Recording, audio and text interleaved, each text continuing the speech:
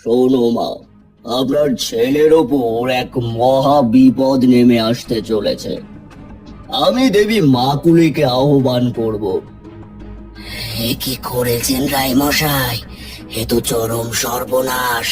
হে মূর্তি দেবী মাকুলির, নরকের অপশক্তির দেবী এ। মা, মা তুমি জগতের একমাত্র রক্ষা করতে। ওই ভণ্ড তান্ত্রিক আর তার ছলনাময়ী দেবী মাকুলি আমার নীলকে কেড়ে নিচ্ছে। তুমি এসো মা, তুমি তোমার এই সন্তানের আর্তনাদ শোনো।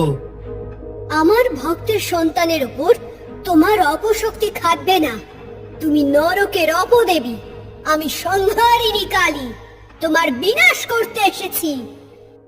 কর্ণগড় অঞ্চলে প্রতাপ রায়ের প্রতিপত্তি ছিল বিরাট। প্রতাপ রায় ছিলেন মা কালীর একনিষ্ঠ ভক্ত। দিনের শুরু হতো তার কুলদেবী মা কালীর চরণে পুজো দিয়ে। স্ত্রী মঙ্গলা এবং তাদের একমাত্র সন্তান ফুটফুটে ছেলে নীলকে নিয়েছিল তার সম্পূর্ণ জগৎ। মায়ের আজকের আরতিটা যেন মন ভরিয়ে দিল। কি এক অদ্ভুত শান্তি। মঙ্গলা, ও মঙ্গলা, নীল কোথায়? ওর তো এখন খেলাধুলা করার কথা। সকাল সকাল উঠোনের ছোটাছুটি দেখলে মনটা ভরে যায়। ও তো উঠোনে লাট্টু ঘোরাচ্ছে, নিজের মনেই খেলা করছে। আপনি নিশ্চিন্তে থাকুন, সারাদিন শুধু ছেলে আর মায়ের চিন্তা, আর কোনো চিন্তা নেই আপনার। একটু নিজের কথাও ভাবুন। ছেলের চিন্তাটা তো স্বাভাবিক মঙ্গলা, বড় হতে চললো, দেখতে দেখতে 10 ছুঁই ছুঁই। কিন্তু ওর চঞ্চলতা দেখলে মাঝে মাঝে ভয় হয়। বড় আদরের ধন, ওকে নিয়ে আমার অনেক স্বপ্ন। যাকে আজ এক সন্ন্যাসী আসার কথা, দূর মঠ থেকে এসেছেন। শুনেছি তিনি নাকি মহাজ্ঞানী। ঠিক তখনই রাজবাড়ির মূল ফটক দিয়ে প্রবেশ করলেন এক তেজস্বী সন্ন্যাসী। তার চোখে তীক্ষ্ণ জ্যোতি, পরনে গেরুয়া বসন, হাতে একটি রুদ্রাক্ষের মালা। তার আগমনে যেন মুহূর্তের মধ্যে পরিবেশটা গম্ভীর হয়ে গেল। প্রতাপ রায় তৎক্ষণাৎ আসন ছেড়ে উঠে এসে তাকে সাষ্টাঙ্গে প্রণাম করলেন। মঙ্গলা ও আঁচল টেনে এসে দূর থেকে প্রণাম জানালেন। সন্ন্যাসী প্রশান্ত হাসে তাদের দিকে তাকালেন। আসুন আসুন বাবা, আপনার মতো জ্ঞানীজন আমার বাড়িতে এসেছেন, এতেই আমি ধন্য। কি সেবা করতে পারি আদেশ করুন। আপনার দর্শন মাত্রেই মন শান্ত হয়ে গেল। সেবার প্রয়োজন নেই রায় মশাই।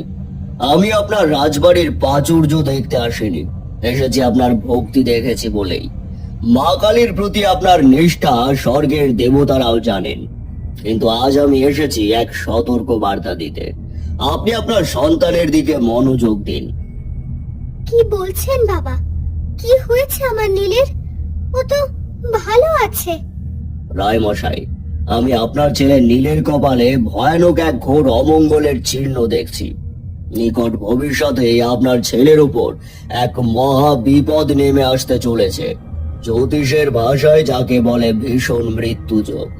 এই যোগ এতটাই প্রবল যে 10 বছর বয়স পার হওয়ার আগে এই যোগ তার জীবন কেড়ে নিতে পারে। এক নিশ্চিত এবং ভয়ঙ্কর বিপর্যয়। এ কি বলছেন বাবা?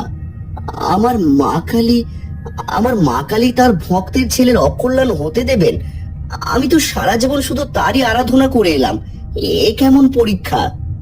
কর্মফল, মা তো সবার উপর তার আশীর্বাদের হাত রাখেন। তবে এই যোগ এতটাই প্রবল, এতটাই কঠিন যে শুধু ভক্তি দিয়ে বা সাধারণ পূজা পাঠ করে তা কাটানো কঠিন। এই যোগ খণ্ডানোর জন্য আপনাকে এমন এক পথের পথিক হতে হবে যা সাধারণের জন্য নয়। আপনাকে কোনো শক্তিশালী দেবী শক্তির শরণাপন্ন হতে হবে। একমাত্র তন্ত্রের চরম শক্তি এই মৃত্যু যোগ খণ্ডাতে পারে, আর কোনো উপায় নেই। একমাত্র আমি পারি এই মৃত্যু যোগ খণ্ডাতে। সন্ন্যাসীর সতর্ক বার্তা প্রতাপ রায় এবং মঙ্গলার মনে যেন এক ভয়ঙ্কর বজ্রপাতের মতো আঘাত করলো। মঙ্গলার চোখ দিয়ে অঝরে জল ঝরতে লাগলো। ওগো, এখন কি হবে? আমি কি করে বাঁচাবো আমার নীলকে? আমার সোনার মতো ছেলেকে আমি হারাতে পারবো না। শান্ত হও মঙ্গলা, শান্ত হও। মায়ের উপর বিশ্বাস রাখো। মা কখনো তার ভক্তকে ত্যাগ করেন না। যে কোনো মূল্যে, যে কোনো শর্তে আমি আমার ছেলেকে রক্ষা করব। তুমি শুধু মায়ের কাছে প্রার্থনা করো, এই মৃত্যু যোগ আমি কিছুতেই ফলতে দেব না। সন্ন্যাসীর সতর্কবাণী শোনার পর প্রতাপ রায়ের শেষ ভরসা এই তান্ত্রিক। যদিও তার মনে এক গভীর দ্বিধা কাজ করছে, ছেলের জীবন বাঁচাতে তিনি যে কোনো মূল্যে প্রস্তুত, কিন্তু অজানা এক আশঙ্কায় তার বুক কাঁপছে। আমাদের এই গল্পটি যদি ভালো লেগে থাকে তাহলে আমাদের চ্যানেলটিকে সাবস্ক্রাইব করুন আর লাইক শেয়ার কমেন্ট করতে ভুলবেন না।